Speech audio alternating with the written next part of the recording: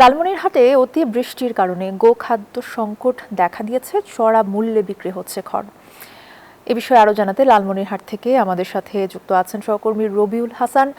রবিউল, যেমনটা আমরা জানি যে গোখাদ্যের সংকট হয়েছে, এর মধ্যে আসলে দাম কেমন দেখছেন গোখাদ্যের?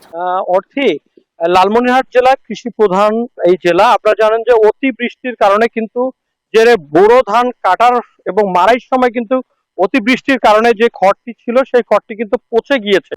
পচে যাওয়ার পরে কিন্তু আমনের যে খড়টি ছিল সেই আমনের খড়টি কিন্তু চাহিদা বেড়েছে এবং আপনি জানেন যে লালমনিরহাটের প্রতিটি ঘরে এবং খামারে কিন্তু রয়েছে গরু এবং মহিষ থেকে শুরু করে বিভিন্ন গবাদি পশু, এবং এতে কিন্তু অনেক খড়ের চাহিদা রয়েছে এবং এতে সংকট দেখা দিলে কিন্তু এই খড় কিন্তু উচ্চ মূল্যে বিক্রি করছে পাইকাররা। এবং পাশাপাশি আপনারা জানেন যে একটি একটি 6 মণ খড় বিক্রি হচ্ছে প্রায় 5 থেকে 6 হাজার টাকা।